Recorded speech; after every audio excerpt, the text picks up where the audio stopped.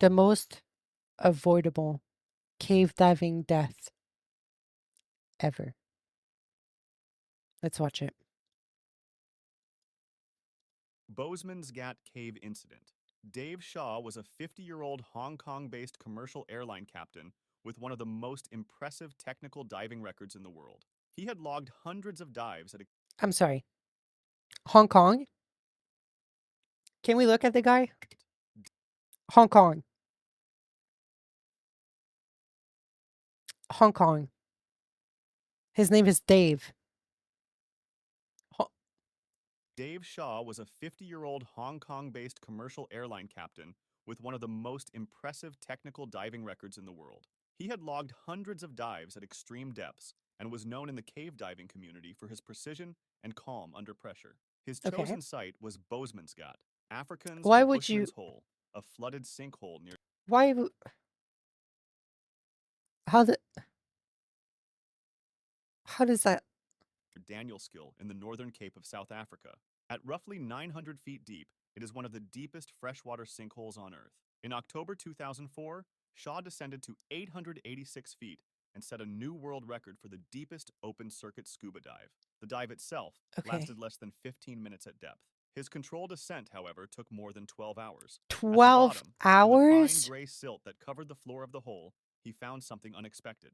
It was the body of Dayon Dreyer, a 20-year-old Oh. South African diver who had died at the site in 1994 during a Oh. deep dive attempt. His body had come to rest at the bottom and remained largely intact over the following decade, preserved by the cold, oxygen-depleted water. Dreyer's family So, like, you know that somebody passed away in that place. Why are you willingly choosing to go there? And let's be honest, that is not in his hometown. So, bro decided to fly over there where he knew somebody had died. Okay. had never had closure. Shaw made a decision. He would go back down and bring Dion home. On January 8, 2005, Shaw entered the water at Bozeman's Ghat for the last time. His close friend and fellow technical diver Don Shirley descended alongside him to a depth of around 230 feet, where he would wait while Shaw completed the final stretch. So, Maury, the body. Oh, shit. Hold on. I'm sorry. Let me,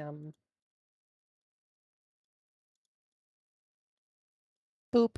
Alone. Shaw wore a helmet camera to document the recovery.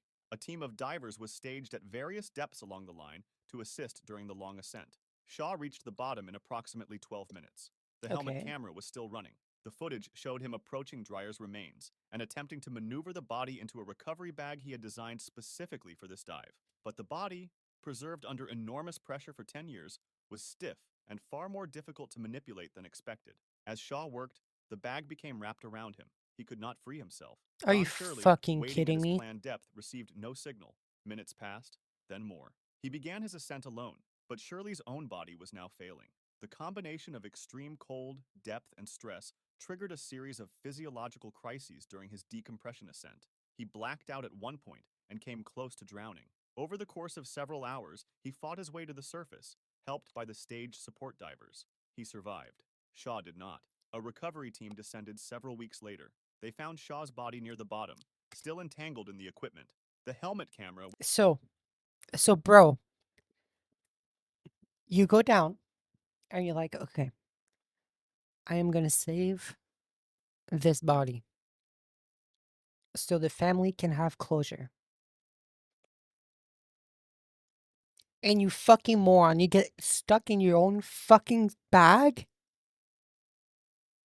Brother. which had recorded throughout the entire sequence of events, was recovered intact. The footage confirmed exactly what had happened in the darkness at 886 feet below the surface. Shaw had planned for every technical variable. He had the gas, Instead of putting it in a bag, the dude's already dead, right? Like, the dude's already dead. Why not just, like, grab a rope and just, like, twist it around him, tie a knot, and just pull him up?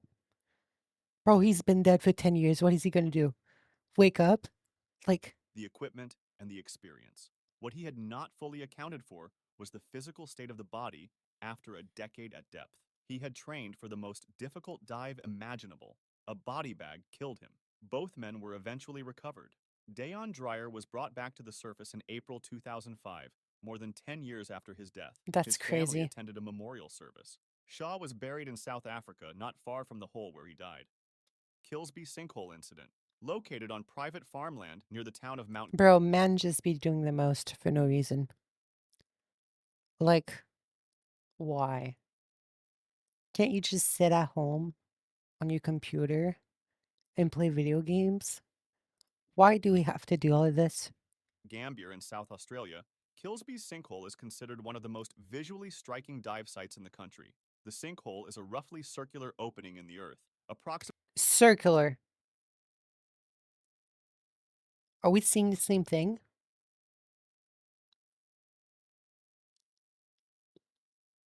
I could, that's that's a triangle, not a okay. 130 feet wide at the surface, dropping into crystal clear freshwater with That's visibility triangle. that can exceed 130 feet on calm days. From the surface, the water is an almost unnatural shade of blue. That's very Beneath it, pretty. the environment shifts. Below the open section of the sinkhole, the floor gives way to an underwater cave system. The passage is narrow, the ceiling drops, and the rules of Okay, I can get like going there at the top and like swimming, maybe with the fishes if there's fishes, like just like swimming over here. But like, why are you going down? Beneath it, the environment Like, shifts. why? Below the open section of the sinkhole, the floor gives way to an underwater cave system. The passage is narrow, the ceiling drops, and the rules of open water diving no longer apply. Cave diving requires specific training, redundant equipment, and strict gas management. An Okay. open water diver who enters an underwater cave system without that training is in immediate danger, even in a place as seemingly serene as Kilsby's. The sinkhole has claimed the lives of multiple divers over the decades. Why is it still opened? If it kills multiple people, why is it still opened? The circumstances have followed a consistent pattern. Am I like In the only sane person on this fucking earth? nearly every case, the victim entered areas they were not trained or equipped to navigate. Signs and physical barriers were installed at the entrance to the cave sections, markers that made the boundary between safe and dangerous explicit. They were ignored. Of One of the course they most were. widely discussed fatalities at Kilsby's occurred in the early 2000s, when an experienced recreational diver entered the submerged cave section without a guideline, without a trained cave buddy, and without sufficient gas for a round trip into an enclosed system. Fucking He had dumbass. dived the open portion of the sinkhole before and was familiar with the site. That familiarity appears to have made the barrier seem less like a warning and more like an obstacle. Once inside the cave, the diver would have encountered rapidly narrowing passages and zero ambient light. Without a guideline, disorientation in cave diving is not gradual, it is instant. The silt on cave floors can be disturbed by a single fin kick, reducing visibility to zero in seconds. Without a continuous line back to the entrance, a diver who loses visual reference inside an underwater cave has, in practical terms, no way out. His body was found in one of the cave passages. The gas in his cylinders was exhausted. The Kilsby family, who own the property, have worked over the years to improve safety at the site. Access fees, sign-in logs, and stricter entry requirements were introduced. Dive operators managing the site have invested in physical barriers and warning systems. Despite this, incidents have continued to occur, often involving divers who minimize Yeah, because this is going to keep happening because you're allowing people that have never done this before to just go ahead and do it. And your little barrier is not going to like stop somebody that's thinking that they're the best in the world to just go. I don't understand why like the hole wasn't shut off. It's a beautiful place. You don't need that hole. You can just put cement on it or a rock or fucking anything. the risk because the water looked clear and calm from the surface. Devil's Well tragedy. At the Limonachia coastal area in Vouliagmeni, a southeastern Where? suburb of Athens, Greece, there is an underwater formation that the local diving community has long referred Is it Jesus? How the fuck? How is he? How's he? Huh? referred to as the Devil's Well. From the surface, the bay looks like any other stretch of the Aegean. Clear water, rocky coastline, popular with swimmers and freedivers. But at around 40 feet below the surface, the seafloor opens into a vertical shaft that drops sharply to a depth of roughly 100 feet. Beyond the bottom of God that damn. shaft, a network of narrow, unmapped underwater tunnels extends further into the rock. A protective metal grate was installed at the entrance to the Good. cave section in the 1980s, following a fatal incident in Of September course. 1978, in which two Of American course. servicemen and a woman American. disappeared inside the tunnel while attempting to explore it. Their remains were not identified until 2007, nearly 3 decades later. Around the same time, a warning sign was placed at the entrance. It read, "Beyond this point, there is nothing to see that is worth more than your life." On Sunday, True. March 22nd, 2026, a 34-year-old professional pilot and Wait. Wait, that was like 2 months ago. That was like 2 months ago. experienced diver entered the water at Limonacchia with a companion. The two men descended together. Somewhere near the entrance to the cave system, contact between them was lost. The second diver surfaced alone and immediately contacted the Hellenic Coast Guard. Where'd A he go? large-scale search operation was launched within hours. The Hellenic Coast Guard's Underwater Missions Unit deployed specialist divers, and private cave diving teams were called in to assist. The 34-year-old had been equipped with a rebreather system capable of providing several additional hours of oxygen beyond standard cylinders, as well as an underwater scooter, equipment that A suggested the scooter? dive was more than casual. The grate that was installed decades ago to prevent entry was by the 1980s already not an absolute barrier. Searches on Sunday found nothing. On Monday, a fin and an oxygen bottle believed to belong to the missing diver were located inside the cave section. Conditions inside the shaft were described by rescue divers as extreme: violent underwater currents pulling downward, near zero visibility, and passages too narrow for two divers to work in simultaneously. On Wednesday, March 26th, 4 days after the diver went missing, his body was located at depth inside the cave system. Recovery was not immediate. The Okay, so you see a sign that says everything that lays behind, like down this path is not worth your life. And you decide, yep, that's a good idea. conditions that had killed him made extraction dangerous for the recovery teams.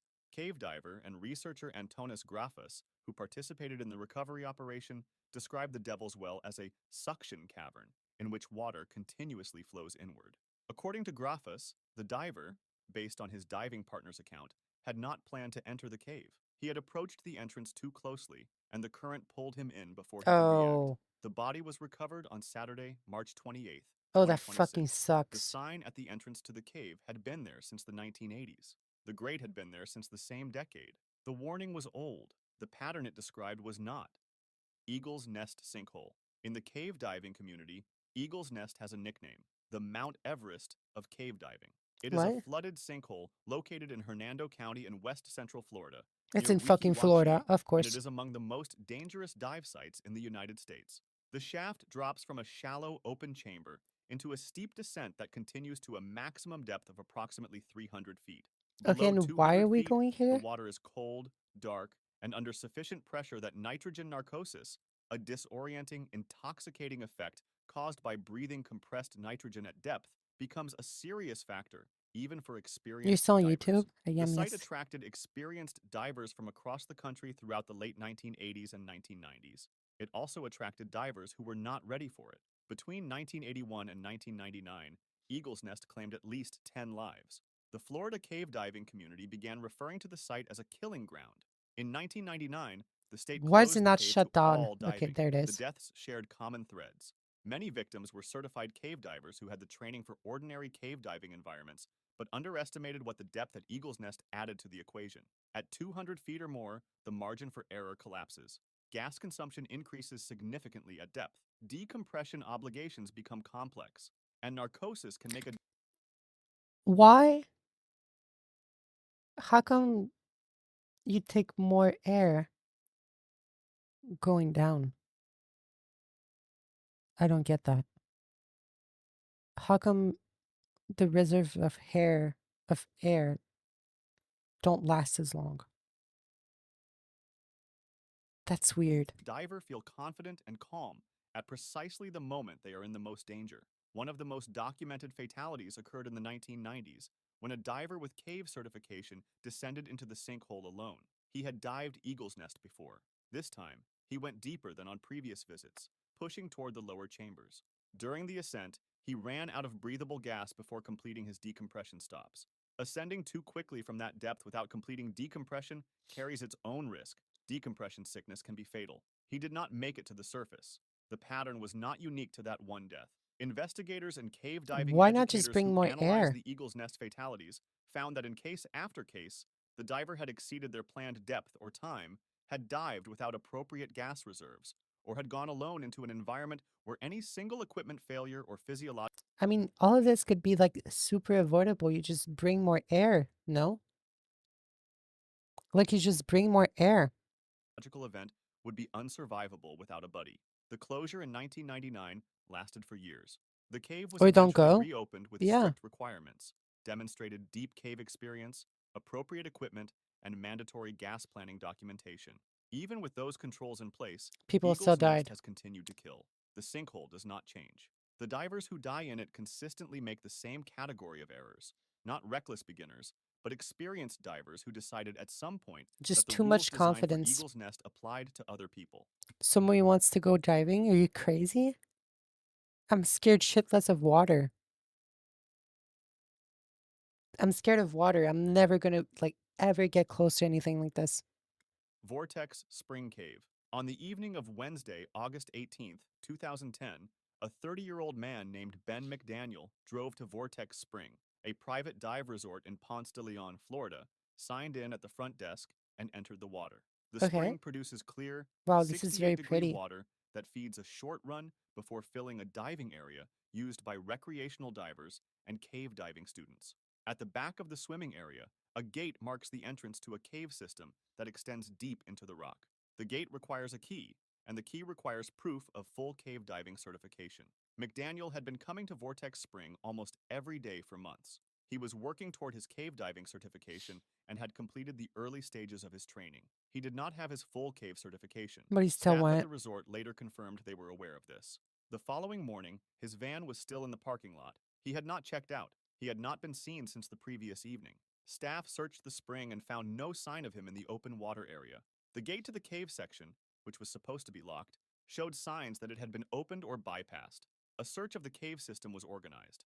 Professional cave divers searched Vortex Springs cave system over the following days and weeks. So there's a pattern. People think they're like the best in the world, go diving, and then they drown. They penetrated as far as conditions would allow. They found McDaniel Do you want to go diving in death pit sinkhole? No. Not really, no. fins near the entrance to the cave, and some equipment at various points inside, but they did not find his body. Ben McDaniel was never found. The You fucking circumstances around idiot. his disappearance attracted considerable attention, some of it focused on the resort itself. Questions were raised about how McDaniel, who lacked the required certification, had been able to access the cave section. The owner of Vortex Spring gave varying accounts in interviews over the years. He suggested at different times that McDaniel may have entered the cave legally under supervision, that he may have forced the gate, or that he may have entered the cave system through a separate passage. No criminal charges were filed. The most likely explanation, I mean, technically, they did everything. If the guy decided to just bypass like the gate, it's not their fault. based on the physical evidence, is that McDaniel entered the cave system alone, without a guideline, without a certified cave buddy, and without sufficient gas for a round trip into the deeper And without sections. The certification. cave at Vortex Spring becomes very tight beyond the entrance restriction and has claimed other lives. A diver without full cave training who enters alone at night in a system they have not fully studied, with no one aware of their plan, has almost no margin for any mistake at all. Vortex Spring closed permanently in 2014. Fulford died in 2015. McDaniel's family pursued civil litigation for years. His body has never been recovered. His disappearance remains technically an open case. Tank Cave Tragedy. Agnes Malauka was, by any measure, one of the most accomplished cave divers in Australia. By her late 20s, she had amassed hundreds of dives in cave systems across South Australia, Florida, and Mexico. She had appeared in And now a woman kind of surprised. Normally, women, they're a bit smarter, like a little bit smarter when it comes to like doing things with danger and like risking your life for no reason. So I'm a little bit surprised. Underwater documentaries and had become a recognizable figure in the international cave diving community. She was known for her technical skill, her enthusiasm for exploration, and her willingness to take on difficult dives that many experienced divers would not attempt. And Tank that's what Cave is a killed her. flooded cave system near Mount Gambier in South Australia, approximately 6 miles east of the city. It is one of the most extensive underwater cave systems in the country, with passages that extend for thousands of feet in multiple directions. The cave is popular with advanced cave divers, but requires careful gas planning. The distances from the entrance are long, the passages are sometimes tight, and there is no opportunity to ascend or exit other than by going back the way you came. On Sunday, February 27, 2011, Maloka entered Tank Cave with a diving partner. The two plan to explore different sections of the system separately before No. exiting. This type of staged dive, where partners split up to cover more ground and then reconvene, is practiced in cave diving, but it eliminates the immediate safety net of having a buddy present at Yeah, all that's just times. stupid. Her partner exited the cave at the planned time. Malauka did not. A search was launched immediately. Cave divers from across the Mount Gambier community mobilized within hours. The search was dangerous. Entering Tank Cave to look for a missing diver meant penetrating the same system that had just taken someone. On March 1st, 2011, 2 days after she had gone missing, Maloka's body was found inside the cave. She was 29 years old.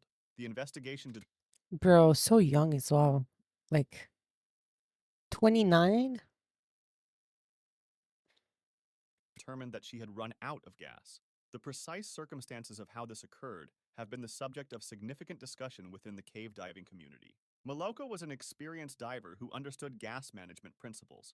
The leading theory is that she penetrated further into the system than planned, and on the return, found that her remaining gas was insufficient to cover the distance back to the entrance. The standard rule in cave diving is the rule of thirds. Use 1/3 of your gas going in, keep 1/3 for the return, and hold 1/3 in reserve.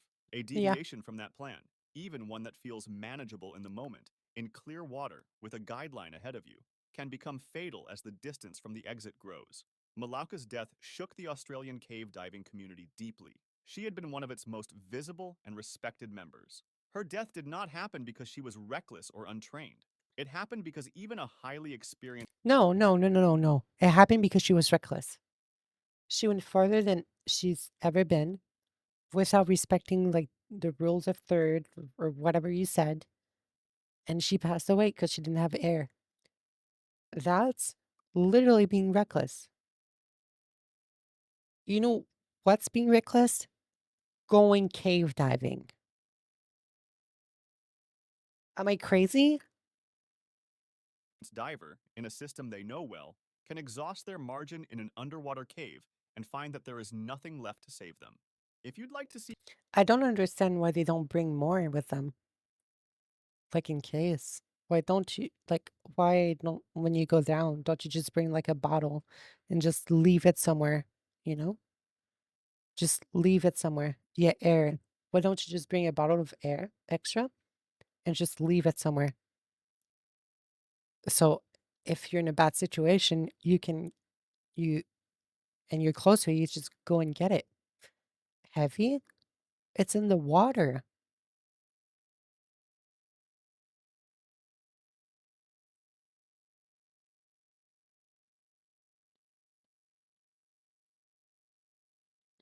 I just think doing this is kind of stupid. It's a good way to fucking kill yourself.